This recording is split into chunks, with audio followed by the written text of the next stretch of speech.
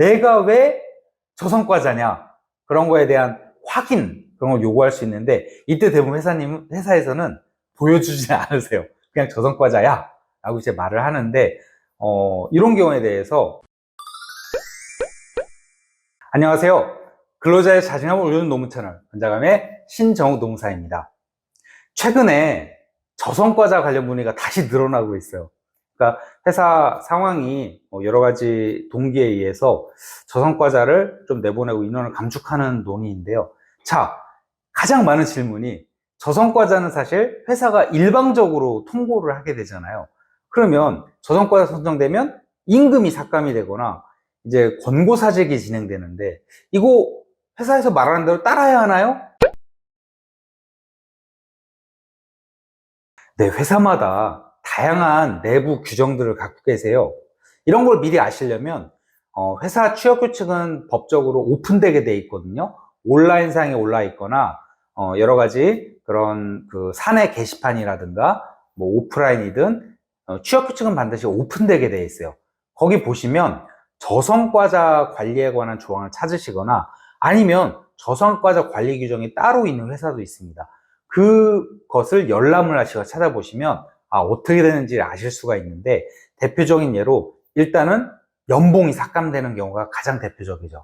그런데 연봉이 삭감된다라는 것도 사실 받아들이기 힘들지만 그래도 계속 근무를 하실 수 있는 거잖아요. 그런데 회사가 보통 권고사직을 진행합니다.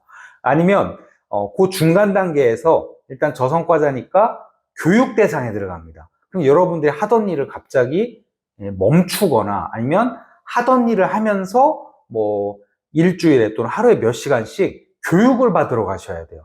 굉장히 피곤해지실 수 있게 되는 거죠. 그래서 성과를 향상할 기회를 다시 한번 이제 준다는 건데, 자, 다시 한번 정리하면 임금이 삭감되거나, 아니면 교육 대상자로 포함되거나, 아니면 세 번째 가장 안 좋은 권고사직, 나가라, 이런 조치를 통보를 받으시게 되는 거죠. 인사관리자나 사장님도 꼭 보셨으면 좋겠는데요. 이게 정말 회사가 이런 얘기를 꺼낼 때 좀 이제 부드럽게 얘기를 꺼내는 회사가 있고, 막 돌격부대처럼으로 막 쏜다고 그러죠? 막 내뱉는 그런 통보식으로 진행하는 회사도 있는데, 자, 일단은, 근로자 입장에서는 이거를 따라야 되느냐, 이의 제기를 하실 수가 있습니다. 그래서 회사에 정한 절차에 따라서 내가 왜 저성과자냐, 그런 거에 대한 확인, 그런 걸 요구할 수 있는데, 이때 대부분 회사에서는 보여주지 않으세요. 그냥 저성과자야 라고 이제 말을 하는데, 이런 경우에 대해서 만약에 노동부로 이제 가시게 되면 내가 왜 저성과자냐, 그리고 저성과자가 되면 후속 조치가 있다고 했죠. 임금이 삭감되거나 이제 이런 뭐 권고사직을 진행받는다거나 그런 회사 인사 조치가 따라오게 됩니다. 이때 노동부에 구제 신청을 하실 수 있는 거죠. 정확히 말하면 노동위원회에 부당 뭐 감봉, 뭐 부당 어떤 권고사직 조치 등을 해고를 다툰다거나 해서 노동부에 가서 판단을 받을 수 있게 되는 거죠. 그런데 그 전 단계에서 일단 인사팀을 방문하셔서 내가 왜 저성과자냐, 그리고 이 조치가 나는 받아들일 수 없다, 뭔가 재심을 할 수 있는 길을 문의를 하거나 내 판단 자료를 확인을 요청하실 수가 있는데, 이런 경우에 사실 원만하게 잘 진행이 안 되실 거예요. 이럴 때는 노동부나 노무사와 꼭 상의를 해주시면 좋겠습니다. 네, 이럴 때 회사에서 노사님한테 다양한 조치들을 행해줍니다. 그런데 좀 이거를 제발 인사관리자나 사장님들 이 영상을 꼭 보시기 바라는데요. 이거를 바로 권고사직이나 이 조치를 따르지 않으면 징계로 간다, 이렇게 하시는 회사들이 계세요.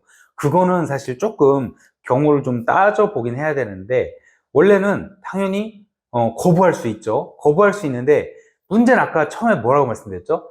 취업 규칙이 제대로 돼 있어야 돼요. 그래서 취업 규칙이 근로자 과반수의 동의를 얻어서 그 저성과자 관리 규정이 있어야 일단 유효하고요. 또는 저성과자 관리 규정이 근로자 과반수 동의를 얻어서 시행이 되고 있어야 돼요. 그러면 그 규정에 따라서 회사가 노사님한테 일방적으로 통고를 할 수는 있습니다.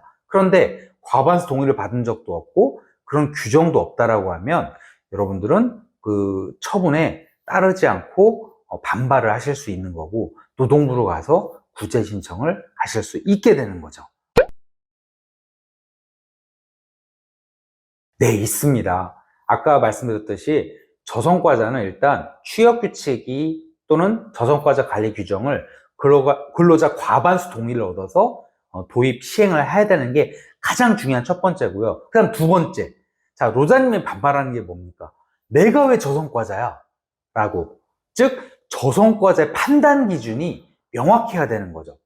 저성과자의 판단 기준이 뭔가 객관적이고 공정한 기준으로 선정 기준이 되어 있어야 노자님이 수긍하실 수 있는 건데, 취업규칙이 과반수 동의를 얻긴 얻었는데 저성과자 판단 기준이 불명확하다면 계속 노동부에 가서 다투시게 되는 거죠. 그래서 저성과자 판단 기준이 무엇이냐, 이게 첫 번째 규정 내용에서 중요한 포인트고, 두 번째, 여러분 저성과자로 판단되면 바로 내보낼 수 있나요? 그건 적법한 절차로 보기 어렵습니다. 그래서 저성과자를 이유로 뭐 해고를 하거나 또 임금 삭감을 하거나, 그래서 노동부에 가신 여러분의 선배 노사님들, 자, 어떤 판결을 받으셨을까요? 법원으로부터. 자, 회사에 이런 얘기를 판사님들이 법원에서 얘기를 합니다.